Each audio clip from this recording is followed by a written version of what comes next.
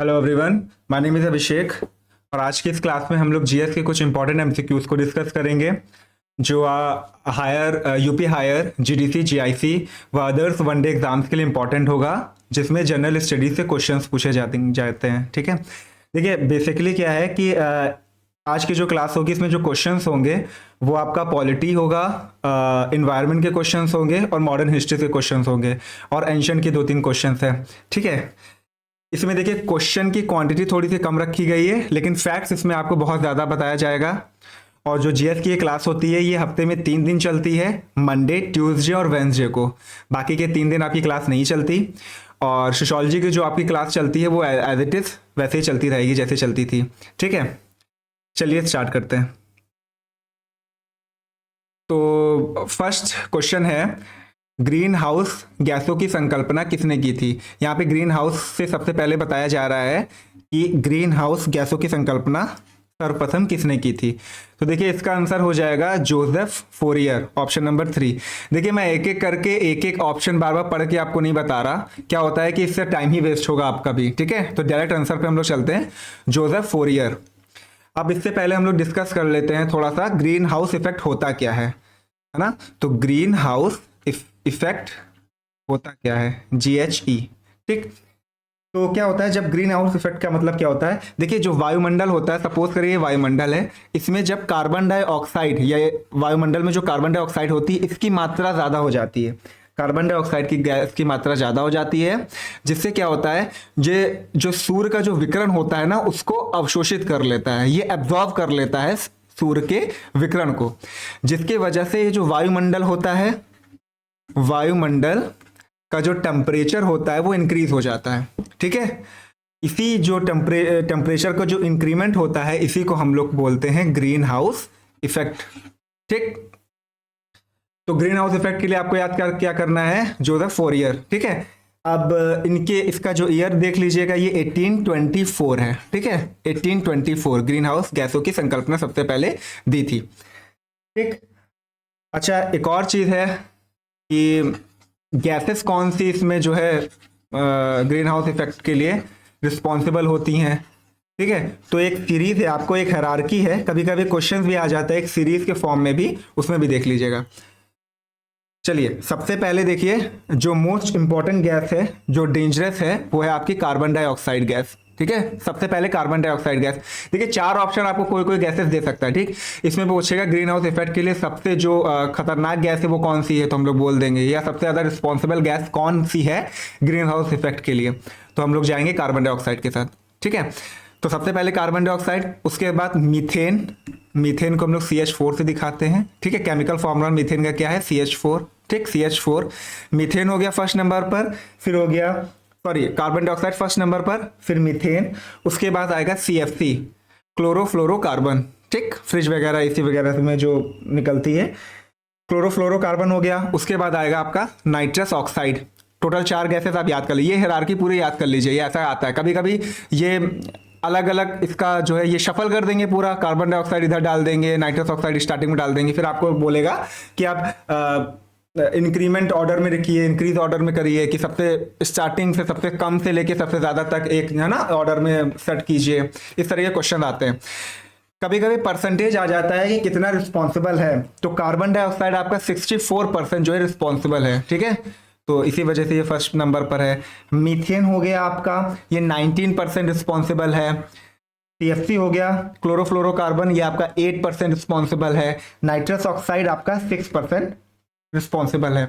ये जो आंकड़ा है ये लेटेस्ट आंकड़ा है जो WHO ने 2023 को रिलीज किया था। ठीक है, ये सीरीज भी उसी के अकॉर्डिंग सेट हुई है, तो ये लेटेस्ट है, आप इस पे जा सकते हो, आप नोट्स में नोट भी कर सकते हो तब तक जब तक कि कोई न्यू आंकड़ा नहीं आ जाता। ठीक है, अच्छा एक चीज और हो, एक कभी कभी डेफिनेशन थोड़ी सी अलग पूछ ली जाती है। जैसे मैंने बताया ना वायुमंडलीय क्या होता है, वायुमंडलीय कार्बन डाइऑक्साइड की मात्रा बढ़ जाती है, जिससे वो जो जो विकिरण होता है यानी रेडिएशन होता है वो कार्बन डाइऑक्साइड क्या करता है, एब्जॉर्ब कर लेता है। ठीक है, जिसके वजह से टेम्परेचर इंक्रीज हो जाता है। ठीक, अब देखिए यहाँ पे कैसे आता है, और भी क्या बोला जाता है कि गैसें, जो कई प्रकार की सारी गैसें बताई ना मैंने, कार्बन डाइऑक्साइड हो गया, मीथेन वगैरह हो गया, नाइट्रस ऑक्साइड हो गया, सीएफसी हो गया, इनका जमाव हो जाता है कहाँ पर, ये पूरे एटमॉस्फेयर में, यानी ये पूरे वायुमंडल में क्या हो जाता है, ये गैसेस जम जाती है, इनका जमाव हो जाता है। ठीक, इसके वजह से भी क्या होता है, वातावरण क्या हो जाता है, गर्म हो जाता है, वातावरण गर्म हो जाता है, या यूं कहें टेम्परेचर इंक्रीज हो जाता है। ठीक है, तो ये भी देखिए, कभी कभी ऐसे आ जाता है कि ग्रीन हाउस जो इफेक्ट है या ग्रीन हाउस गैसें हैं, उनसे रिलेटेड कौन सा फैक्ट सही है। देखिए, आपका एक बात जान लीजिए, डायरेक्ट फैक्चुअल क्वेश्चन नहीं आने वाले, फैक्ट से क्वेश्चन आएंगे। कोई भी एग्जाम हो, आप एग्जाम का ट्रेंड पूरा 180 चेंज हो चुका है। आपसे कभी नहीं पूछा जाएगा कि ग्रीन हाउस गैस में कौन से रिस्पॉन्सिबल हैं सबसे ज्यादा, मैंने बता दिया क्योंकि पूछा गया पास्ट में। तो आपको लगेगा कि कार्बन डाइऑक्साइड आएगा, मैं टिक करके आ जाऊंगा या आ जाऊंगी। ठीक है, ऐसा नहीं होने वाला।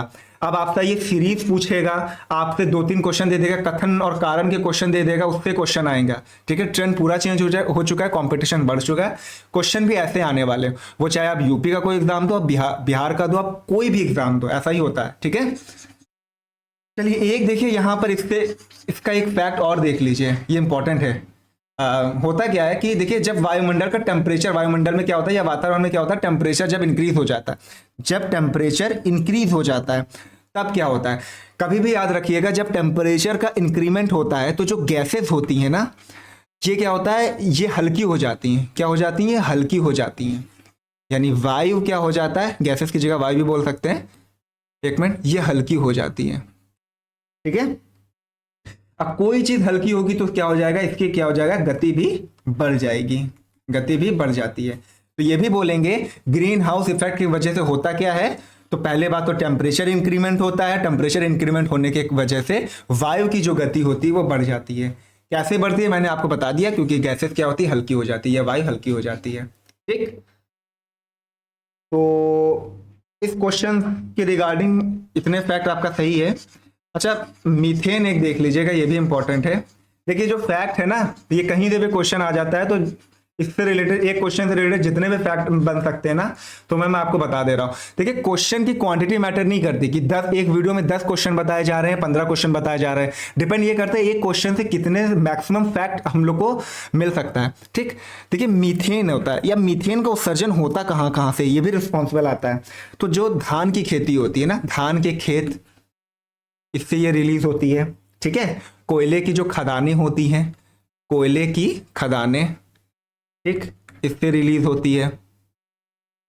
और एक आ जाएगा आपका जो घरेलू, जो पशु वातावरण होता है, पशु वातावरण समझ ही गए होंगे, जो वेस्टेज वगैरह होता है ना पशुओं का, उसमें भी मीथेन होती है। ठीक है, मीथेन फॉर्मूला भी देख लीजिएगा, केमिकल CH4, पता ही होगा आपको, नहीं पता तो लिख लीजिएगा CH4। ठीक है, तो इस क्वेश्चन का आंसर हो गया जोसेफ फोरियर। इसके लिए जो सन था वो मैंने बताया था 1824। ठीक, चलिए उसी से रिलेटेड क्वेश्चन है को बस देखिए, जो मैंने बताया था, देखिए ग्रीन हाउस प्रभाव क्या है। तो पहला ऑप्शन है गैसों के वायुमंडल में जमा होने से पृथ्वी के वातावरण का गर्म होना, बिल्कुल सही, यही है ये। अम्लीय वर्षा, काली वर्षा, ऐसा कुछ नहीं है, और उपयुक्त में से कोई नहीं, बिल्कुल नहीं। देखिए, ऑप्शन है आपका पहला वाला, क्योंकि मैंने बता दिया था ग्रीन हाउस इफेक्ट है क्या, गैसेस जमा हो जाती हैं, जो सेकंड डेफिनेशन बताई थी, जिसके वजह से क्या होता है, वातावरण बढ़ जाता है। ठीक, वातावरण बढ़ जाता है, वातावरण बढ़ जाएगा। यहाँ पे एक और चीज देख लीजिए, वातावरण मतलब सॉरी, टेम्परेचर बढ़ना, टेम्परेचर बढ़ना यानी वातावरण का गर्म होना। टेम्परेचर जब बढ़ेगा तो क्या होती है, वायु क्या हो जाती है, हल्की हो जाती है, जिससे वायु की गति बढ़ जाती है, बढ़ जाती है। ठीक है, तो सेकंड का हो जाएगा ऑप्शन नंबर ए। देखिए, जिस क्वेश्चन में को पोस्टमार्टम करने की जरूरत होगी ना, मैं उसमें कर दूंगा। ठीक है, पोस्टमार्टम इन द सेंस कि जितने फैक्ट उसमें से निकल सकते हैं उसमें निकाला जाएगा। थर्ड क्वेश्चन हमारा कहते हैं पॉलिटी से है कि निम्नलिखित में से कौन भारत की लोकसभा, राज्यसभा, यहाँ पे सभा हो गया, राज्यसभा की संयुक्त बैठक की अध्यक्षता करता है। ठीक है, बहुत ही फेवरेट क्वेश्चन है ये। देखिए, लोकसभा और राज्यसभा की संयुक्त बैठक की अध्यक्षता करता है कौन है, तो इसका राइट आंसर हो जाएगा आपका लोकसभा अध्यक्ष। देखिए, जिसका भी आपको आंसर मालूम है आप कमेंट सेक्शन में बताते चलिए। ठीक है, इसका है लोकसभा का अध्यक्ष क्या करता है, जो ज्वाइंट सिटिंग होती है ना, यानी संयुक्त बैठक, इसकी अध्यक्षता कौन करेगा? हमारा लोकसभा स्पीकर। ठीक है, तो लोकसभा स्पीकर क्या करता है? ज्वाइंट सिटिंग होती है यानी संयुक्त बैठक की अध्यक्षता करता है।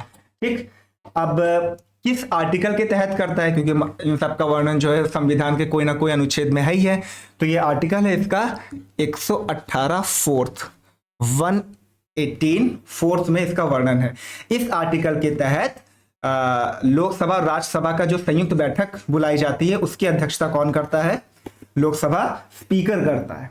ठीक है, अच्छा एक क्वेश्चन हो सकता है, सपोज करिए कि ये संयुक्त बैठक होनी है, ठीक है, किसी भी कारणवश लोकसभा अध्यक्ष है ही नहीं, प्रेजेंट ही नहीं है, तब कौन करेगा उसकी अध्यक्ष?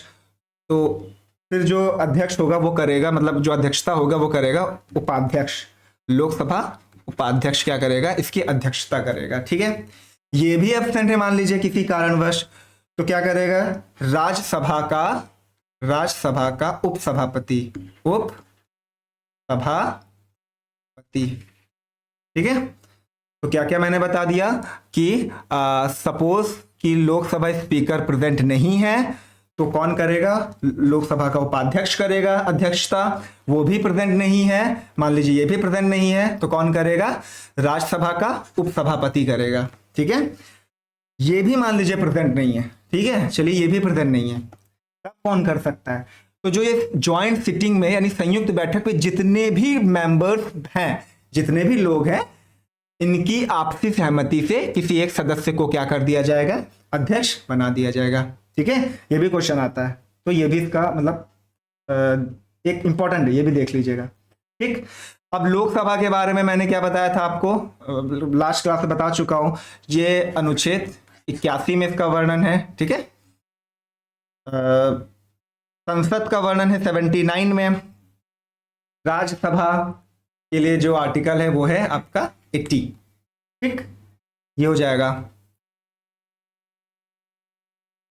इसको रफ कर देते, कुछ और फैक्ट हैं और भी देखते हैं, आप नोट करते हुए चलिएगा प्लीज ना, बहुत इंपॉर्टेंट है। क्या होता है, आपको रिवीजन की जरूरत नहीं पड़ेगी, ऐसे लिंक करिए। देखिए मान लीजिए आप कोई भी क्वेश्चन को रिवाइज कर रहे हैं या फर्स्ट टाइम में पढ़ रहे हैं, सपोज कीजिए ऐसा फर्स्ट टाइम आप पढ़ रहे हैं, तो उसमें देखिए आप कि लोकसभा, आपने नाम सुन लिया ना, चलिए लोकसभा से खुद से पूछिए, लोकसभा से हम क्या क्या चीजें जानते हैं। आप रिवाइज करिए कि लोकसभा से देखिए हम अनुच्छेद जानते हैं, और जब लोकसभा का नाम आया तो हम संसद के बारे में जान जाएंगे कि 79, संसद का नाम आया तो चलो उच्च सदन के बारे में जानते हैं, उच्च सदन क्या होता है? राज्यसभा होता है, इसके लिए आर्टिकल कौन सा है? 80 है। ऐसे लिंक करेंगे, इंटरलिंक करेंगे, तो आपको रिवीजन की जरूरत नहीं पड़ेगी। एक टाइम पे आता है, कभी कभी होता है ना, हम लोगों ने पढ़ डाला एग्जाम के टाइम, फिर से सब घुल मिल गया, समझ ही में नहीं आ रहा है ना, फिर वही होता है कि हाँ प्रॉब्लम होती है, एग्जाम बहुत अच्छा नहीं जाता जितना जा सकता था, है ना। चलिए एक और क्वेश्चन है, देखिए अभी क्या होता है, अभी देखिए इलेक्शन भी हुआ, मैक्सिमम लोकसभा की सीटें कितनी हो सकती हैं संविधान में, कितनी हो सकती है? तो ये 50 मतलब 550 हो सकती है मैक्सिमम सीट। अभी कितनी है ये इंपॉर्टेंट नहीं है, अभी जब न्यू कैबिनेट का गठन होगा ना, देखते हैं किसकी गवर्नमेंट आएगी, एनडीए की चांसेस हैं, पर अभी भी जो इंडिया गठबंधन है वो भी अभी पीछे नहीं है, तो कुछ भी हो सकता है। ठीक है, तो फिर जब उसकी कैबिनेट बनेगी फिर हम लोग देखते हैं कि कितने जो है कौन कौन से सदस्य हैं, फिर उस कैबिनेट पर आपका एक कोई ना कोई तो मैं वीडियो लेके आऊंगा, ठीक है, जो इंपॉर्टेंट होगा, इसीलिए मैं अभी नहीं बता रहा आपको। ठीक, अच्छा एक क्वेश्चन यहाँ भी आता है कि ये जो संख्या है ना 550, इसको बढ़ा सकते हैं कि नहीं बढ़ा सकते हैं? जी बिल्कुल बढ़ा सकते हैं। कैसे बढ़ेगा, कब बढ़ेगा, कैसे, क्या हुआ था? ये 550 के पहले थी, क्या परिवर्तन आया है, किसने डिसाइड किया? अभी मैं बता रहा हूँ उसके बारे में, रफ कर लो। देखिए एक अमेंडमेंट याद रखिए, 84वां कॉन्स्टिट्यूशन अमेंडमेंट हुआ था। ठीक, संविधान का संशोधन हुआ था, सन याद कर लीजिए 2001। ठीक, इसमें क्या बोला गया कि 2026 के बाद जो जनगणना होगी, जो भी जनगणना होगा, है ना, उसके जो आंकड़े आएंगे उसके अकॉर्डिंग हम लोग मतलब क्या होगा, जो लोकसभा होगी और जो राज्यसभा होगी उसकी सीट्स में चेंजमेंट होगा। या कर सकते हैं। ठीक, अब लोग 2026 के बाद क्या है, तो वही 2031 में होगी जनगणना। ठीक है, अभी भी देखिए, अभी भी नहीं हुआ 2021 के बाद, अभी भी मतलब 2011 के बाद अभी हो जाना चाहिए था, लेकिन कोविड की वजह से नहीं हुआ। ठीक है, तो जल्दी रिलीज होगा। तो क्या हम लोगों ने देखा कि 84वां जो संविधान संशोधन था, 84th कॉन्स्टिट्यूशन अमेंडमेंट हुआ 2001 में। ये बोला गया कि 2026 के बाद की जो भी जनगणना होगी उसको मद्देनजर रखते हुए लोकसभा और राज्यसभा की सीटों में परिवर्तन या परिवर्तित किया जा सकता है। ठीक, उससे पहले कोई नहीं होगा। ठीक, या इनडायरेक्टली हम लोग कह रहे हैं कि 2031 से पहले कोई भी चेंजमेंट नहीं होगा। ये मैक्सिमम 550 ही होगी। ठीक है, लोकसभा की और राज्यसभा की भी एज इट इज। एक और पॉलिटी का क्वेश्चन आ गया आपका, निम्नलिखित में से कौन भारतीय संविधान के अंतर्गत सही सुमेलित नहीं है। ठीक, ये भी एक क्वेश्चन है। अच्छा, लोकसभा के बारे में एक और भी चीज है, और भी फैक्ट है। देखिए, मैंने को ऐसे ही याद आ गया कि एज पूछ लेगा कि लोकसभा का सदस्य बनने के लिए आपका मिनिमम एज है। जिसको मालूम है, जब तक मैं रफ कर रहा हूँ प्लीज कमेंट करिए, मिनिमम क्या एज होगी चुनाव लड़ने के लिए। ठीक, लोकसभा के सदस्य बनने की मिनिमम एज। ठीक, आर्टिकल तो डिस्कस कर लिया। देखिए, ऐसा ही है, जितना मिल सके फैक्ट लिखिए। ठीक है, देखिए, लोकसभा के लिए जो मिनिमम एज है वो आपकी है 25 ईयर्स। ठीक, सदस्य बनने के लिए। ठीक, अभी जो इसका चुनाव हुआ वो कैसा होता है, ये प्रत्यक्ष चुनाव होता है। लोकसभा का जो चुनाव होता है वो प्रत्यक्ष चुनाव होता है। ठीक, एक ये फैक्ट आया। अच्छा, कुछ सीट रिजर्व होती हैं। ठीक, एससी के लिए कुछ सीट रिजर्व होती है, डायरेक्ट क्वेश्चन आता है। और एक एसटी के लिए रिजर्व होती हैं, कुछ आरक्षित होती हैं। तो एसटी के लिए 84 होती हैं और एसटी के लिए कितनी होती हैं, 47 रिजर्व रहती हैं लोकसभा में। ठीक है, इतनी सीट रिजर्व रहती हैं। अच्छा, इनका वर्णन आर्टिकल कौन से आर्टिकल में किया है, तो आर्टिकल 330 यानी 330 आर्टिकल के अनुसार क्या होती हैं, लोकसभा की 84 सीटें एससी के लिए और 47 सीटें एसटी के लिए क्या होती हैं, रिजर्व होती हैं। ठीक, एक क्वेश्चन आपने सुना होगा, मंत्री परिषद क्या होता है। मंत्री परिषद किसके प्रति उत्तरदायी होती है। जो मंत्री परिषद होता है ना, मंत्री परिषद ये किसके प्रति उत्तरदायी होती है, तो ये लोकसभा के प्रति, क्योंकि मंत्री परिषद भी लोकसभा से तो मिलकर बनती है ना, वैसा ही होता है, और सामूहिक रूप से होती है। ठीक, ये हो गया। और जो मंत्री परिषद होती है, जो मंत्री पूरा होते हैं, ये आर्टिकल 93 के अनुसार अपने ही सदस्यों में से एक स्पीकर को चुनते हैं, यानी एक अध्यक्ष को चुनेंगे यही, और एक उपाध्यक्ष को चुनेंगे। ठीक है, तो ये क्वेश्चन हो गया आपका। तो इतना फैक्ट काफी है, कुछ ज्यादा ही पोस्टमार्टम हो गया ना इस क्वेश्चन का। अच्छा, एक चीज और पता चल गई। देखिए, लास्ट क्वेश्चन में, लास्ट जो क्लास हुई थी मैंने डिस्कस किया था कि जब टाई की सिचुएशन होती है, जैसे मान लीजिए कोई भी विधेयक पास होना है, पक्ष में जितने वोट पड़े उतना ही विपक्ष में वोट पड़े, है ना, तो जो निर्णायक मत होगा वो कौन करेगा, वो करेगा लोकसभा स्पीकर। कौन करेगा, लोकसभा स्पीकर, जिसको हम लोग कास्टिंग वोट बोलते हैं। क्या बोलते हैं, कास्टिंग वोट। ये कास्टिंग वोट ऐसे लिख के आता है, चाहे वो आप हिंदी मीडियम हो इंग्लिश मीडियम हो। ठीक है, कास्टिंग वोट ऐसे लिख के आता है। आर्टिकल 101 में डिस्कस किया गया इसको। ठीक है, और जो अभी संयुक्त बैठक के मैंने मालूम किया था, देखिए संयुक्त बैठक के लिए आर्टिकल में भूल के नहीं बताया, इसका जो वर्णन है ये है आर्टिकल 108 में। ठीक, आर्टिकल 108 में हो गया, और दोनों सदस्यों से मिलकर ही होता है, वो तो पता ही चल गया। ठीक, एक और चीज है, लोकसभा का पहला स्पीकर कौन था, ये भी आ सकता है क्वेश्चन, है ना। तो हम लोगों को मालूम है जी.वी. मालवांकर, है ना, मावलांकर। ठीक है, ये हो गया। इनका टाइम पीरियड क्या था, तो पहले थे यानी 52 टू 56 रहेगा। ठीक है, ये थोड़ा सा डिले चल रहा है, मतलब मेरी आवाज से भी आप लोग देख लीजिएगा अगर सही से समझ में नहीं आ रहा है, क्योंकि ये टैब में थोड़ा सा डिले चल रहा है, थोड़ा नहीं काफी ज्यादा डिले चल रहा है। इसमें एक और क्वेश्चन आता है कि पहली महिला लोकसभा स्पीकर का नाम क्या था। तो जब कांग्रेस की गवर्नमेंट थी, आपको बहुत अच्छे तरीके से याद होगा, मीरा कुमार। मीरा कुमार ठीक है, मीरा कुमार पहली क्या थी, फीमेल स्पीकर थी। ठीक, मान लीजिए लोकसभा में कोई विधेयक पास, मतलब विधेयक आया, ठीक, ये विधेयक धन विधेयक है या नहीं, ये विधेयक धन विधेयक है या नहीं, ये कौन डिसाइड करता है? ये डिसाइड करेगा लोकसभा स्पीकर। कौन डिसाइड करेगा? लोकसभा स्पीकर। यानी कोई भी विधेयक धन विधेयक है या नहीं, ये लोकसभा स्पीकर डिसाइड करता है। ठीक है, नेक्स्ट क्वेश्चन। तो कौन कहता है निम्नलिखित में से कौन भारतीय संविधान के अंतर्गत सही सुमेलित नहीं है? पंचायत, नगरपालिका, सहकारिता समिति और अधिकरण, भाग 10। ठीक, अब इसको देखते हैं। देखिए क्या हुआ, पहले बात तो भाग को डिस्कस कर लेते हैं। देखिए पंचायत का जो वर्णन है वो भाग 9 में है। ठीक है, नगरपालिकाएं हैं 9 क में, ठीक, भाग 9 के का खंड में।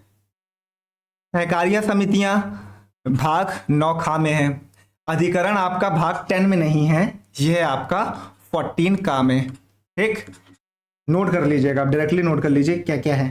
ठीक है, अच्छा भाग 10 में फिर क्या है? तो भाग 10 में क्या है, जो अनुसूचित और अनुसूचित जनजाति हैं उनके क्षेत्र का उल्लेख है, यानी SC ST के क्षेत्र का, रीजन का उल्लेख है। किसमें? भाग 10 में। ठीक, भाग 9 किससे संबंधित है? पंचायत से। पंचायत, तो ये रट लीजिए, पंचायत। देखिए पहला पंचायत, चलिए रटते हैं पंचायत। ठीक है, पंचायत क्या है? भाग 9। 9 का ही एक पार्ट है 9 का में क्या आ जाएगा? का है नगर पालिका। ठीक है, का में तुरंत नगर पालिका। अब नगर पालिका बनी तो सोचिए 9 का जो खा है इसमें सहकारिता समितियां बन गई। जितनी समितियां है ना उसका वर्णन हो गया। ठीक है, और 10 में क्या है? 10 में है क्षेत्र आ जाएगा, अनुसूचित जनजाति व अनुसूचित जाति के क्षेत्रों का उल्लेख है। ठीक, अधिकरण का किससे संबंधित है? तो भाग 14 का से संबंधित है। ठीक है, ये नोट कर लीजिएगा कुछ फैक्ट। अब एक संविधान संशोधन की बात करते हैं, ये का खा आया कैसे। ठीक है, देखिए 74वां संविधान संशोधन लिख लीजिएगा साथ में। 74वां संविधान संशोधन हुआ कब हुआ? 1992 में। डेट बहुत इंपॉर्टेंट है, कभी कभी मैच करने में आ जाता है। यहाँ आपका कई सारे संविधान दे देगा, संशोधन दे देगा, यहाँ पे ईयर दे देगा कि ये उसको मैच करो। तो डायरेक्ट रटने से बैठे, अगर आप सारे संविधान संशोधन को रटते रहेंगे तो टाइम लगेगा। इसलिए हर एक क्वेश्चन में जब तक आता है उसको इस तरीके से रट लीजिए कि जैसे आया आप पहले ही सन बता दो, पहले ही आप बता दोगे कैसे उसके अंतर्गत क्या है ना। ये तरीका होता है याद करने का। ठीक है, तो इसमें क्या होता है, 74वां जो संविधान संशोधन 1992 में हुआ था उसमें भाग 9 का जोड़ा गया था। ठीक है, जिसमें जो किससे संबंधित है? नगर पालिकाओं से। ठीक है, ये हो जाएगा। 97वां जो हुआ था, 97th जो हुआ था संविधान संशोधन, ये मैं CA लिखता हूँ, कॉन्स्टिट्यूशनल अमेंडमेंट। ठीक है, ये हुआ था, इसमें 9 का खा जुड़ा गया था सहकारिता समितियां से। ठीक, तो 74वां 1992 में हुआ था, 97वां हुआ था आपका 2011 में, मैंने डेट नहीं लिखी, 2011 में। ठीक है, तो हो गया आपका, ये भी हो गया। ठीक है, इसमें 9 खा जोड़ा गया था। अच्छा कुछ इंपॉर्टेंट भाग को भी डिस्कस कर लेते हैं, और जब भाग पढ़ ही रहे हम लोग, चलिए याद कर लेते हैं साथ में। आप नोट्स भी नहीं बना रहे होगे ना, वीडियो भी आप देख लोगे ना साथ में, एक दो बार बस मन में रिवाइज कर लो। कहीं चल रहे हो आप, कुछ काम कर रहे हो, तब भी आप रिवाइज करो ना, तो आपको याद हो जाएगा अगर एक दो बार देख लोगे आप। देखिए पहले भाग में किसके वर्णन है? पहले भाग में है संघ व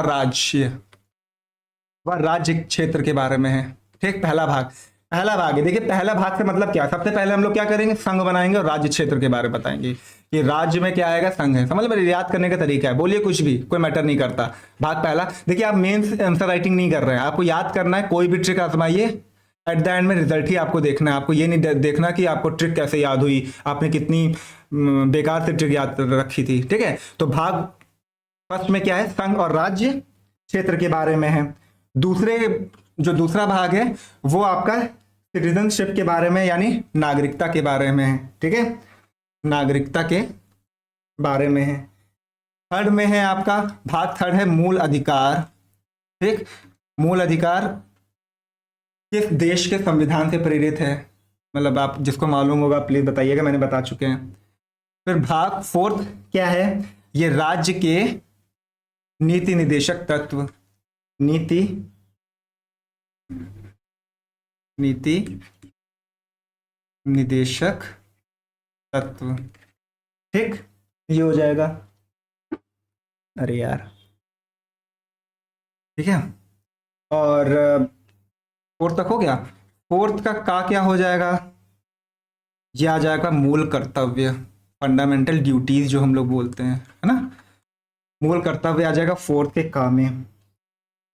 फिफ्थ भाग 5 में क्या होता है, तो ये भाग 5 संघ में आएगा, ठीक। इसी संघ में आपका हर चीज आता है, राष्ट्रपति, प्रधानमंत्री, ये सब चीजें आता है।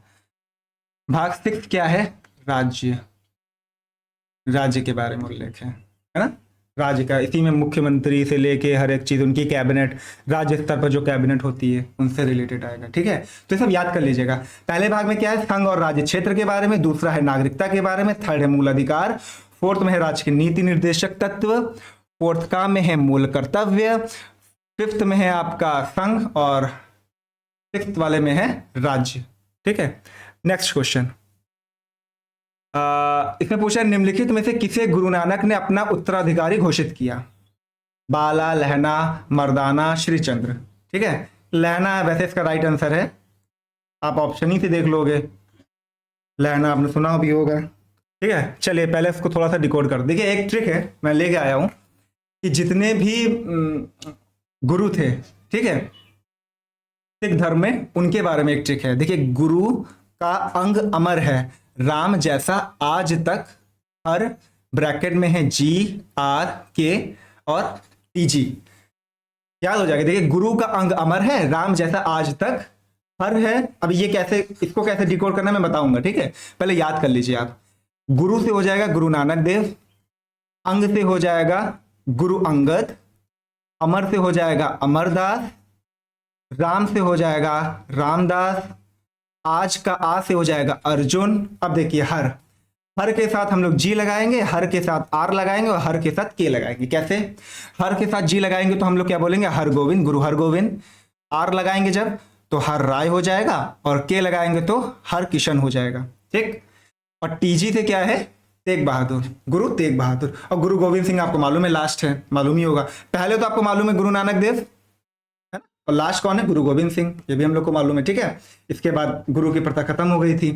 तो क्या हो गया, इसको रटना पड़ेगा आपको, क्योंकि इसमें हायरार्की से क्वेश्चन आ जाता है। तीसरे गुरु का नाम क्या है, अब हम लोग सोच रहे हैं रामदास भी लग रहा है, अर्जुन भी लग रहा है, तो अमरदास। कैसे देखेंगे, गुरु का अंग अमर है, गुरु नानक, अंग से अंगद, अमर, तो ठीक है, थर्ड कौन हो गया, अमर। ऐसे टिक लगा सकते हैं, ठीक है। ये रटने का मतलब थोड़ा सा तरीका है, थोड़ा सा इसको याद करने का तरीका, ऐसे याद करिए, ठीक है। इसमें बहुत क्वेश्चन आपको मिलते हैं, इसका पोस्टमार्टम करने का जरूरत है, ठीक।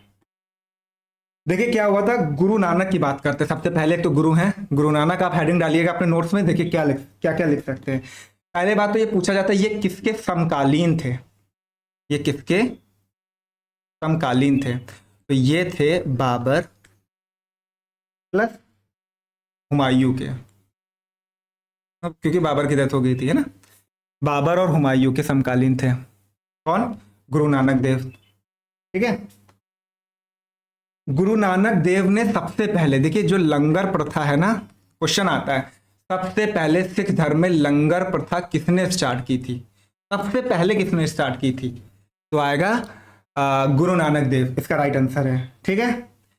इनके जो डायलॉग्स हैं, यानी जो इनके प्रवचन हैं, बोल सकते हैं इनके जो डायलॉग है, उसका नाम है, उसको बोलते हैं सिद्ध घोष्ट, सिद्ध घोष्ट नहीं, घोष्ट, ठीक है। सिद्ध घोष्ट क्या है, डायलॉग यानी प्रवचन है, किसके, गुरु नानक देव के, ऐसे भी आ सकता है। इनकी मृत्यु कहाँ हुई थी, तो इनकी मृत्यु हुई थी करतारपुर, ठीक है, करतारपुर में। कब हुई थी, ये हुई थी 1538 में। तो गुरु नानक देव जी से संबंधित क्या क्या फैक्ट हम लोग ने देखे हैं, बहुत इंपॉर्टेंट है कि ये समकालीन थे बाबर और हुमायूं के, लंगर प्रथा सर्वप्रथम इन्होंने स्टार्ट की थी, इनके जो डायलॉग हैं उसको हम लोग सिद्ध घोष बोलते हैं, करतारपुर में इनकी डेथ हुई थी, सन था 1538, ठीक है। अब इसको रफ कर लेते थोड़ा सा। और भी देखिए इससे क्वेश्चन बनेंगे, अभी बहुत सारे क्वेश्चन है। लंगर प्रथा से ही इंपॉर्टेंट क्वेश्चन है। देखिए लंगर प्रथा सर्वप्रथम ऐसे आता है, पूछता है लंगर प्रथा सर्वप्रथम किसने स्टार्ट की थी? क्या आंसर होगा? गुरु नानक देव। एक इसमें वर्ड बस ऐड कर दे कि लंगर प्रथा सर्वप्रथम स्थायी रूप से किसने स्टार्ट की थी, ठीक है, तब ये क्वेश्चन का आंसर पूरा बदल जाएगा। स्थायी रूप से जिसने स्टार्ट की थी उसका नाम था गुरु अंगद, सेकंड वाले गुरु अंगद, ठीक। और इनको ही हम लोग क्या बोलते हैं? लहना, ठीक है। समझेंगे आप कैसे? यहां उत्तराधिकारी की बात हुई थी। अगर मान लीजिए आपको नहीं भी पता उत्तराधिकारी कौन था, खुद सोचिए इसके बाद के सेकंड गुरु का नाम क्या है? गुरु अंगद। और गुरु अंगद को ही हम लोग क्या कहते हैं? लहना। हम लोग को नहीं भी पता है तब भी टिक लगाएंगे कि भैया लहना है, क्योंकि सेकंड तो यही है, अब उत्तराधिकारी भी यही होंगे, है ना। तो ऐसे भी याद होता है। ये ट्रिक बहुत इंपॉर्टेंट है, ये बहुत ज्यादा इंपॉर्टेंट है। आप 10-12 स्टार इसको बना दीजिएगा। अगर देखिए सिख धर्म के क्वेश्चन आएंगे तो आने को तो कहीं से भी आ सकता है, लेकिन आपको कई सारे फैक्ट उसमें पता चल जाएगा, ठीक है। और गुरु अंगद के बारे में आपने लिपि देखी होगी, एक गुरुमुखी लिपि, गुरुमुखी लिपि, ठीक है। तो ये किसने स्टार्ट किया था, मतलब ये आरंभ किया था? गुरु अंगद ने, गुरु अंगद ने। गुरुमुखी लिपि गुरु अंगद ने चलाई, ठीक। पूछता है क्वेश्चन में कभी कभी कि अंतिम गुरु कौन थे? तो गुरु गोविंद सिंह थे अंतिम गुरु, ठीक। सिख धर्म के अंतिम गुरु कौन थे? गुरु गोविंद सिंह, ठीक। ऐसा हो गया। तो गुरु गोविंद सिंह के बारे में कुछ फैक्ट नोट कर लेते हैं। पहले बात तो जो गुरु गोविंद सिंह है इनका जन्म हुआ कहाँ था? इनका जन्म हुआ था पटना। पटना बहुत इंपॉर्टेंट है। पटना में ही नीतीश कुमार के ऊपर गवर्नमेंट बनाने का पूरा कंट्रोल है, किसी के साथ भी जा सकते हैं ना। चलिए, गुरु गोविंद सिंह अंतिम गुरु कौन है? गुरु गोविंद सिंह है, ठीक है। पटना में क्या हुआ था? इनका जन्म हुआ था। सन कब है? सन इंपॉर्टेंट है, बहुत इंपॉर्टेंट है, क्वेश्चन पूछा गया। आप पास्ट में देखिएगा, हिस्ट्री से क्वेश्चन पूछे गए। 1708 में, 1708 में इनका जन्म हुआ था, ठीक है। गुल खां एक जगह है, गुल खां। खान तो इतना ज्यादा इंपॉर्टेंट नहीं है, लेकिन सन बहुत इंपॉर्टेंट है। गुल खां जगह फिर भी याद कर लीजिए। खालसा पंथ इनसे इंपॉर्टेंट है। खालसा पंथ की शुरुआत किसने की थी? तो खालसा पंथ की शुरुआत की थी गुरु गोविंद सिंह जी ने। किसने शुरू की थी? गुरु गोविंद सिंह ने शुरू की थी खालसा पंथ की, ठीक। तो ये हो जाएगा। अब क्या है, कुछ इंपॉर्टेंट फैक्ट याद कर सकते हैं। देखिए गुरु को देख के मैं बताता हूँ क्या हो सकता है। रामदास अर्जुन, हाँ देखिए गुरु अर्जुन देव के बारे में कर सकते हैं। क्या है? आदि ग्रंथ की रचना की थी। आदि ग्रंथ की कौन है? अर्जुन देव, गुरु अर्जुन देव, है ना। आदि ग्रंथ की रचना किसने की थी? गुरु अर्जुन देव ने। और आदि ग्रंथ है क्या? तो ये जो सिख धर्म है, यानी सिखों का क्या है? ये धार्मिक ग्रंथ है, धार्मिक ग्रंथ है, ठीक। अच्छा, आपने सुना होगा कि जो कुछ मुगल थे जिन्होंने गुरुओं को मरवाया था, है ना। कौन से थे? देखिए दो ऐसे हैं, आपको याद करना पड़ेगा। गुरु तेग बहादुर, औरंगजेब एक नाम याद रखिएगा, बहुत खतरनाक है ये, औरंगजेब। किसने मरवाया? औरंगजेब ने गुरु तेग बहादुर को मरवाया छल से, ठीक है, जो भी है सीन। और जहांगीर ने मरवाया अर्जुन देव को। अब देखिए मैं बता रहा हूं रियलिटी क्या होती है। ये फैक्ट तो लिखवा दिए, एग्जाम में ना कंफ्यूजन यहीं पे आ जाएगी, औरंगजेब ने किस सिख गुरु को मरवाया था, यहीं पे पूरी कंफ्यूजन हो जाएगा कि यार अर्जुन देव थे, रामदास थे, क्या था यार, कंफ्यूजन आ गया। ऐसा देखिए आप, देखिए जो जेब है वो अभी फालतू का फनी सी ट्रिक बनाई। देखिए जेब है, जेब में क्या होता है, जो बहादुर लोग होते हैं वो जेब में पैसा रखते हैं, जेब में मोबाइल रखते हैं, ठीक है, हाथ में पकड़ के नहीं चलते हैं। कुछ भी बना दिए फनी सा। जेब को बहादुर से लिंक कर लीजिए, कैसे भी लिंक कर लीजिए, आपका ऊपर है। अब अर्जुन को कैसे देखेंगे? देखो महाभारत है तो जहां देखो जहांगीर से क्या आ गया, जहां देखो अर्जुन के बारे में हम लोग को पता चलता है कि अर्जुन इतने अच्छे थे, जहां देखो अर्जुन के बारे में पता चलता है। तो जहांगीर ने किसको मरवाया था? अर्जुन, गुरु अर्जुन देव को मरवाया था, ठीक है। याद करने की ट्रिक है, बस ऐसे याद कर लीजिए। नेक्स्ट क्वेश्चन है स्वराष्ट्र, पॉलिटी का one of the most important शब्द। आप कहोगे यार ये तो नॉर्मल क्वेश्चन है, ये तो बचपन से पढ़ते आ रहा है कि स्वराज शब्द का प्रयोग सर्वप्रथम किसने किया? बाल गंगाधर तिलक। आंखें बंद करके बोल दें, क्योंकि हम लोग मूवीज में देख चुके हैं, हम लोग पढ़ चुके हैं स्कूल लेवल पर कि बाल गंगाधर तिलक ने जी ने एक नारा दिया था कि स्वराज मेरा जन्मसिद्ध अधिकार है, मैं ऐसे लेकर रहूंगा। ठीक है, वो बात सही है। सपोज यहां पर मैं इनको काट दूं, एक बस यहां पे मैं काट दूं। देखिए ये एक ऐसा क्वेश्चन है ना, इतना फेवरेट क्वेश्चन है, ये ऑप्शन बस बदल दे, इस क्वेश्चन का आंसर बदल जाएगा। कैसे, मैं बता रहा हूं आपको। मैं बाल गंगाधर तिलक के बारे में बताऊंगा पूरी तरीके से। ठीक है, बस यहां पे लाला लाजपत राय की जगह मैं लिख दूं दयानंद सरस्वती। क्या लिख दूं? दयानंद सरस्वती। ठीक, अब सेम क्वेश्चन मैं पूछ रहा हूं, स्वराज शब्द का प्रयोग सर्वप्रथम किसने किया? आंसर हो जाएगा दयानंद सरस्वती। ठीक है, अगर ऑप्शन में दयानंद सरस्वती है तो हम लोग दयानंद सरस्वती के साथ जाएंगे, ऑप्शन में नहीं है तो हम लोग जाएंगे बाल गंगाधर तिलक में। ठीक, थर्ड क्वेश्चन देखिए, ये भी नहीं दिया है। यहां पर एक और चीज पूछ सकता है, स्वराज शब्द का प्रयोग आईएनसी यानी इंडियन नेशनल, आईएनसी है ना, इंडियन नेशनल कांग्रेस यानी भारतीय राष्ट्रीय कांग्रेस के कौन से अधिवेशन में स्वराज शब्द का प्रयोग किया गया था सर्वप्रथम? तो याद रख लीजिए, लिख लीजिए, 22वां हुआ था अधिवेशन। ठीक है, 22वां अधिवेशन हुआ था कांग्रेस का और हुआ था 1906 में, जिसमें सबसे पहले स्वराज शब्द का प्रयोग किया गया था। ठीक, एक और क्वेश्चन पूछते हैं इससे कि उस टाइम अध्यक्ष कौन था भारतीय राष्ट्रीय कांग्रेस का?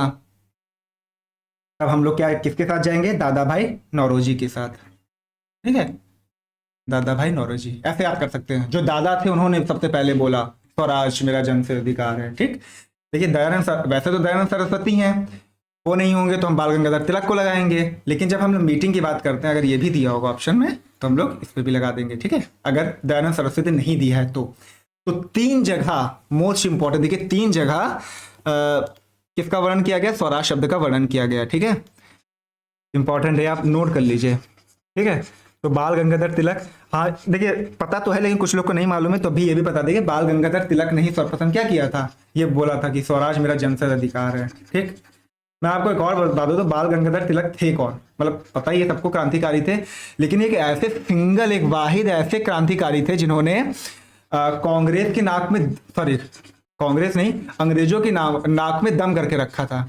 अंग्रेज डिवाइड एंड रूल लेके आते थे हर चीज में। ठीक है, जो बाल गंगाधर तिलक थे ना, ये लोकल स्तर पर क्या करते थे, कोई ना कोई एक समाचार पत्र, साप्ताहिक पत्र लॉन्च कर देते थे, या प्रतिदिन को कुछ ना कुछ पैम्पलेट बांट देते थे, जिसमें हिंदू मुस्लिम एकता को दिखा देते थे, जिसमें वो धर्म को राष्ट्रीयता से जोड़ देते थे, जिसमें लोगों का पूरा क्या होता था, वो डिवाइड हो। पहले बात तो हम सबको मालूम है कि डिवीजन था, स्टार्टिंग से हिंदू मुस्लिम में डिवीजन था, है ना, तो उन्होंने एकता पे बल दिया। इनको मालूम था कि जब हिंदू मुस्लिम एक रहेंगे ना, तो प्रॉब्लम सबसे ज्यादा होगी किसके लिए होगी? सरवाइव करने के लिए प्रॉब्लम होगी अंग्रेजों के लिए। ठीक है, इसीलिए इनके लिए बाल गंगाधर तिलक ने, मैं आपको बता दूं कि एक वो थे, हाँ शिरौल, क्या था?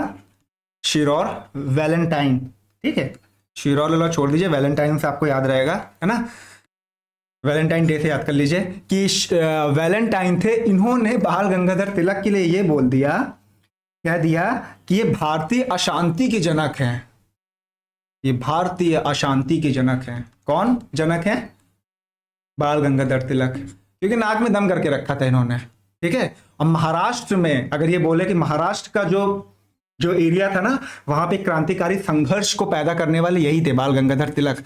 बहुत इंपॉर्टेंट है, और बहुत, एक समझ लीजिए, बहुत लड़ाई उन्होंने की थी अकेले दम पर। ठीक है, वन मैन आर्मी की तरह लड़े थे, क्योंकि इन्होंने कई सारी धार्मिक कुरीतियों को भी दूर करने की कोशिश की थी, जिसमें पर्टिकुलर जगह पर आपको मालूम है कि गणपति महोत्सव चलता था, है ना, बहुत सारे लोगों को आने नहीं दिया जाता, महोत्सव बनाने का अधिकार नहीं होता था, पूजा करने का अधिकार नहीं होता था, इन्होंने इसके लिए मुहिम छेड़ी थी, है ना, तो ये बहुत इंपॉर्टेंट है। इसीलिए क्या बोलेगा शिरौल वैलेंटाइन ने क्या बोला, इनको भारतीय अशांति का जनक बोला, या भारत की अशांति का जनक बोला। ये भी क्वेश्चन आता है कि भारत की अशांति का जनक किसे कहा जाता है? हम लोग किसके साथ जाएंगे? बाल गंगाधर तिलक के साथ। और ये स्टेटमेंट दिया किसने? शिरौल वैलेंटाइन ने ये स्टेटमेंट दिया। ठीक, एक और क्वेश्चन आता है, महाराज मैंने बता दिया है, महाराष्ट्र में क्रांतिकारी आंदोलन को उभारने का श्रेय दिया जाता है। उभारने का श्रेय किसे दिया जाता है? बाल गंगाधर तिलक जी को दिया जाता है। ठीक है, बाल गंगाधर तिलक को क्या दिया जाता है? महाराष्ट्र में क्रांतिकारी आंदोलन को उभारने का श्रेय दिया जाता है। ठीक, इन्होंने 1893 में गणपति उत्सव, मोस्ट इंपॉर्टेंट है गणपति उत्सव, और 1895 में क्या किया था? शिवाजी उत्सव। शिवाजी उत्सव बनाना प्रारंभ कर दिया था। ठीक है, तो ये भी एक फैक्ट हो गया। 1893 में गणपति उत्सव और 1895 में शिवाजी। अच्छा, तिलक का जब हम लोग को नाम आता है, साथ में हम लोग उनके साथ एनी बेसेंट को जोड़ सकते हैं। तो हमको मालूम है 1960 में क्या हुआ था? तो 1960 में होम रूल लीग की स्थापना हुई थी। किसकी हुई थी? Home rule league. ये आगे क्वेश्चन आएगा, मैं इसमें एक्सप्लेन कर दूंगा अच्छे से। होम रूल लीग की स्थापना हुई थी 1916 में। ठीक है, तिलक और एनी बेसेंट कैसे अलग है ये भी मैं बता दूंगा। नेक्स्ट क्वेश्चन है, निम्नलिखित में से कौन एक संवैधानिक संस्था या निकाय नहीं है? ठीक है, देखिए वित्त आयोग आपको मालूम है, आर्टिकल में वर्णन है। देखिए संवैधानिक संस्था का निकाय नहीं मतलब क्या है इसका? इसका मतलब है कि ये जो चार ऑप्शन है इनमें से किसका वर्णन भारत के संविधान में नहीं है। पहली बात तो ये, ठीक है, इसका ये मतलब है। तो आपको मालूम है, मैं पेन चेंज कर देता हूँ यार। हाँ, एक मिनट, और जैसे हो गया ना हल्का सा। चलिए, हाँ, तो एक तो वित्त आयोग हो गया, एक योजना आयोग हो गया, एक लोक सेवा आयोग हो गया, चुनाव आयोग हो गया। देखिए चुनाव आयोग का वर्णन है, लोक सेवा आयोग आपका फेवरेट आयोग, इसका भी वर्णन है, वित्त आयोग का भी वर्णन है, योजना आयोग का वर्णन नहीं है। ये संवैधानिक निकाय नहीं है। अब ये हो गया ना, इसका आंसर हो जाएगा आपका ऑप्शन नंबर बी, योजना आयोग। ठीक, योजना आयोग एक संवैधानिक निकाय नहीं है। चलिए थोड़ा सा इसकी पोस्टमार्टम हम लोग करते हैं। वित्त आयोग, वित्त आयोग कौन से आर्टिकल में इसको रखा गया है? वर्णन है 280। लोक सेवा आयोग सबका फेवरेट 315। चुनाव आयोग की बात करते हैं तो ये 324। ये आर्टिकल भी याद रख लीजिएगा। ठीक, तो 280 किसका है? वित्त आयोग, 315 लोक सेवा आयोग और 324 चुनाव आयोग। ठीक है, और 7th का हो जाएगा option number B. Satyarth Prakash, ये मैंने बताया था आपको नेक्स्ट क्लास में। सत्यार्थ प्रकाश की रचना किसने की थी? मैंने एक ट्रिक भी बताई थी, अगर आपने वीडियो देखी होगी आपको लिंक कर सकते हैं। मैंने कहा था प्रकाश कैसे मिलेगा? सरस्वती जी से मैंने उसको लिंक किया था ना, सरस्वती जी से। सरस्वती जी जो है विद्या की देवी हैं, उनसे प्रकाश मिलेगा। याद करने का तरीका है। सत्यार्थ प्रकाश की रचना किसने की? स्वामी दयानंद सरस्वती ने। और मैंने एक उनकी ये भी बताया था कि उन्होंने आर्य समाज की स्थापना की थी। आर्य समाज की स्थापना कब की थी? 1875 में। 1875 में आर्य समाज की स्थापना किसने की? स्वामी दयानंद सरस्वती। और प्लीज पढ़ते पढ़ते जब पढ़ा करिए तो बोल बोल के पढ़ा करिए, बहुत इंपॉर्टेंट। मन में कुछ नहीं होता, वीडियो भी देखना बोल बोल के देखिए, नहीं याद होता। मन में याद करोगे आपको ये फेकनेस लगेगी, आपको लग रहा है कि याद हो रहा है, तो बिलीव मानिए आप 2 दिन बाद सब भूल जाएंगे। स्वामी दयानंद सरस्वती को लिंक किया था प्रकाश में। सत्यार्थ प्रकाश की रचना किसने की? स्वामी दयानंद सरस्वती ने। 1875 में आर्य समाज की स्थापना भी इन्होंने की। नेक्स्ट क्वेश्चन है, भारत के नियंत्रक और महालेखा परीक्षक की नियुक्ति की जाती है राष्ट्रपति, लोकसभा अध्यक्ष, योजना आयोग के अध्यक्ष के द्वारा या वित्त मंत्री द्वारा? किसके द्वारा की जाती है? ठीक है, तो ये है राष्ट्रपति के द्वारा की जाती है। इसको कैग भी कहीं कहीं लिख के आता है ना। तो भारत का जो कैग होता है, इसकी जो नियुक्ति होती है राष्ट्रपति द्वारा की जाती है। इसके लिए कौन सा अनुच्छेद है रिस्पॉन्सिबल? तो 148 फर्स्ट 148वें के 1 जो अनुच्छेद है उसमें जो है ये वर्णन किया गया है कि कैग की जो नियुक्ति होती है वो राष्ट्रपति के द्वारा होती है। ठीक, कैग का काम क्या होता है? देखिए कैग का क्या होता है, ये भारत सरकार के जो लेखों होता है ना, जितने भी लेख होते हैं उनका लेखा परीक्षण करता है, और उसकी जो रिपोर्ट होती है वो किसको सौंप देता है? ये राष्ट्रपति को सौंप देता है। ठीक है, इसका हो जाएगा ऑप्शन नंबर 1। नेक्स्ट क्वेश्चन है 11th, Swaraj party. Swaraj party के बारे में। ठीक है, तो स्वराज पार्टी को संस्थापित किया था। स्वराज पार्टी की स्थापना किसने की थी?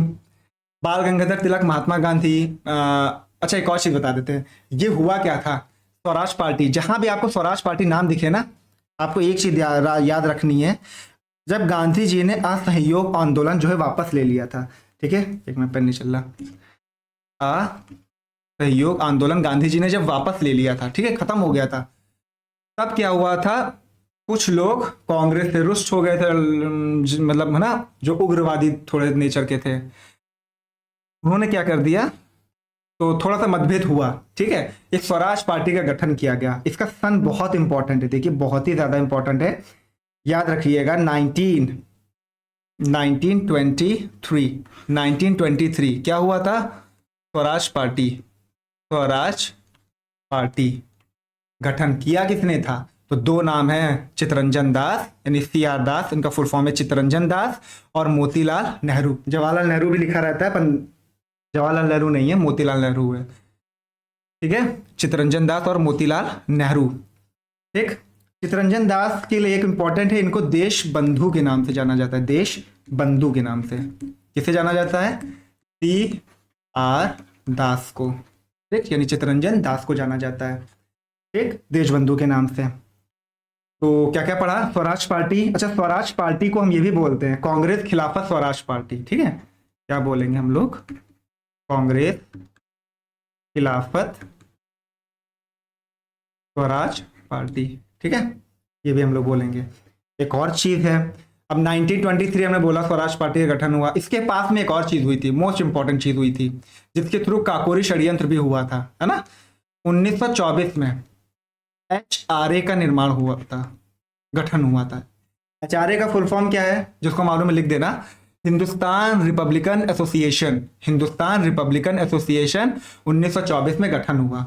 या किसने, यहाँ पे कंफ्यूजन होती है, ठीक है, लोग चले जाते हैं भगत सिंह के साथ चले जाते हैं कभी कभी, ठीक है, तो इनका किया था सचिंद्र नाथ सान्याल ने किया था, ठीक है, किसने किया था, सचिंद्र नाथ सान्याल, जो यूपी के होंगे वो लोग जानते होंगे कितना बड़ा नाम है ये, है ना। अब HRA से रिलेटेड एक और फैक्ट है, आपको पता है जब काकोरी कांड हो गया था, लोग गिरफ्तार हो गए, काफी लोग को फांसी हुई, है ना, काले पानी की सजा हुई कुछ लोगों को, फिर एक गठन हुआ HSRA का, ठीक, इसका टाइम पीरियड था 1928, ठीक है, 1927 से 28 जहां तक, ठीक है, इसको बोलते हैं हिंदुस्तान सोशलिस्ट रिपब्लिकन एसोसिएशन, सिर्फ एक वर्ड जोड़ गया एस, वो HRA था, देखिए यहाँ पे HRA था, और ये क्या है, HSRA, Hindustan socialist Republican association 1928।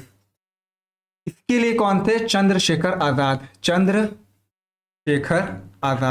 ठीक है, इन्होंने इसका गठन किया था, या इनके नेतृत्व में इसका गठन किया गया था। और इसका गठन हुआ कहाँ था, तो ये हुआ था दिल्ली में, दिल्ली का एक बहुत फेमस ग्राउंड है, आपको मालूम है, फिरोजशाह कोटला, है ना, जो क्रिकेट थोड़ा देखता होगा उसको पता होगा, फिरोजशाह कोटला ग्राउंड है, अब उसका नाम चेंज हो चुका है। तो दिल्ली के फिरोजशाह कोटला मैदान में एक सभा का आयोजन हुआ था, और जिसका नेतृत्व किया था चंद्रशेखर आजाद ने 1928 में, जिसमें वर्ल्ड फेमस जो स्पीच सामने आई थी भगत सिंह की, जिसमें उन्होंने ये बोला था कि कांग्रेस के लिए उन्होंने ये बोला था कि अगर कांग्रेस के कदमों पर हम लोग चलते रहे तो भारत पहले बात तो आज़ाद तो हो जाएगा, किससे, अंग्रेजों से, बट अमीर और अमीर होते रहेंगे और गरीब और गरीब होता रहेगा, है ना, इसीलिए इन्होंने सोशलिस्ट वर्ड भी जोड़ा गया था इसमें, ठीक है। नेक्स्ट है, निम्न में से कौन जिंदा पीर के नाम से जाना जाता है, जिंदा पीर के नाम से जाना जाता है, याद रख लीजिएगा, औरंगजेब। जिंदा पीर बोलते क्यों है, देखिए औरंगजेब के लिए यह कहा जाता था कि ये जो कुछ भी दूसरों पर, मान लीजिए यहाँ पे एक है, ये जो कुछ भी दूसरों पर लागू करता था ना, या लागू करना चाहता था, ठीक है, उसका अभ्यास सबसे पहले खुद पे करता था, अपोज करिए, इसीलिए इसको जिंदा पीर के नाम से भी जाना जाता था। याद कर लीजिए, औरंगजेब के लिए ये चीज कर लीजिए, ऐसा स्टेटमेंट आ सकता है कि ऐसा कौन है जो दूसरों पर जो दूसरों पर लागू करना चाहता था, उसका स्वयं पर अभ्यास करता था, तो आंसर क्या होगा, औरंगजेब के लिए। और मैंने क्या बताया था, जेब से रिलेट करवाया था, अभी मैंने अभी सिख धर्म में जब बताया था, जेब में क्या रखते थे हम लोग, जो बहादुर लोग होते हैं वो जेब में क्या रखते हैं, पैसा, मोबाइल, जो भी है वो रखते हैं, ठीक है। तो यानी तेग बहादुर को किसने मरवाया था? औरंगजेब ने मरवाया था। ठीक है, देखिए जहां औरंगजेब का नाम आया आपको जेब ना याद आया ना, ऐसी फनी ट्रिक से याद होता है। देखिए जो बहुत बड़ी बड़ी ट्रिक लेके आते ना कि एक पूरा एक पूरा स्टैंजा के फॉर्म में। पहले बात तो आप पहले बात तो आंसर याद करो, उससे पहले आपको ट्रिक याद करनी पड़ेगी। ट्रिक को याद करो तो एटलीस्ट हर बार मतलब वैसे ही हो जाता है। जैसे आंसर याद कर रहे हो उससे अच्छा भैया फिर हम आंसर याद कर लेते, इतनी बड़ी ट्रिक याद करने से क्या ही फायदा है ना। कुछ कुछ ट्रिक नहीं बन पाती हैं, कुछ कुछ हम लोग वर्ड टू वर्ड नहीं बना सकते हैं, तो इसके लिए याद करना जरूरी हो जाता है ना। कॉमनवेल्थ पत्र किससे जुड़ा हुआ है, ये इंपॉर्टेंट है आपका। इसका राइट आंसर है एनी बेसेंट। कॉमन व्हील ऐसे याद कर लीजिए। देखिए गोखले, थोड़ा सा फनी ट्रिक है ये भी देखिए। गोपाल कृष्ण गोखले हैं, ये इंडियन है। बाल गंगाधर तिलक है, ये भी इंडियन है। वैसे तो इन सबकी इंग्लिश हिंदी सब अच्छी थी, है ना, लेकिन कॉमन व्हील ऐसे देखिए। कॉमन व्हील इंग्लिश वर्ड है, इंग्लिश थोड़ा सा ये एनी बेसेंट से संबंधित है, बोल दिया ये हम लोगों ने एनी बेसेंट है। ये आयरलैंड की है, कोई बताइएगा अगर जिसको मालूम होगा। क्या मैं सही बोला? ये आयरलैंड की लेडी है। थोड़ा सा फिर से होगा प्रॉब्लम, है ना। तो एनी बेसेंट ने क्या है, कॉमनवेल्थ पत्र एनी बेसेंट से जुड़ा हुआ है। कॉमन व्हील आ गया। एक आएगा न्यू इंडिया, लिख के आ जाता है न्यू इंडिया। ठीक है, न्यू इंडिया भी इनसे ही जुड़ा हुआ है। ठीक है, इससे एक मिनट रुकिएगा, एनी बेसेंट से।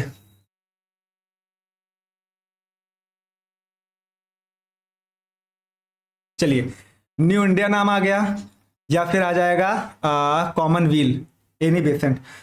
और एनी बेसेंट और तिलक के लिए मैंने बताया था, इन लोगों ने क्या किया था, होम रूल लीग की स्थापना, है ना, होम रूल लीग की स्थापना। थोड़ा सा ये पेन सही नहीं चल रहा है। ठीक है, याद ऐसे आप, मैं बोल रहा हूं आप लिख लीजिएगा। जो होम रूल लीग है ना, इसकी स्थापना किसने की थी? तिलक और बेसेंट ने, लेकिन अलग अलग टाइम पे की थी। ये पूछा जाए कि सर्वप्रथम किसने की थी होम रूल लीग की स्थापना, तो इसका श्रेय किससे जाता है? इसको जाता है उसको तिलक जी को जाता है, बाल गंगाधर तिलक को। ठीक है, इन्होंने किया था अप्रैल 1916 में किया था। ठीक है, अप्रैल 1916 में किया था तिलक जी ने, 1916। ठीक, और सितंबर 1916 में किसने किया था? एनी बेसेंट ने किया था। सबसे पहले किसने किया था? बाल गंगाधर तिलक ने, और उसके बाद किसने किया था? एनी बेसेंट ने। ठीक है,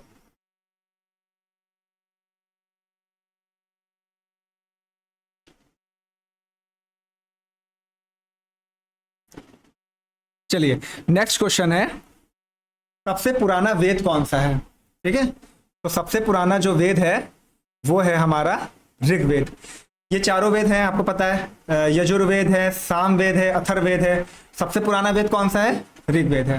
देखिए थोड़ी सी प्रॉब्लम हो रही है, असल में सिस्टम में थोड़ी सी प्रॉब्लम हो रही है, इस वजह से मैं इसका फैक्ट नहीं बता पा रहा हूँ। नेक्स्ट क्लास में मैं इसको कवर कर दूंगा पूरे अच्छी तरीके से। ठीक है, तो मैं इसको जल्दी से कवर कर देता हूँ। सबसे पुराना वेद कौन सा है? ऋग्वेद है।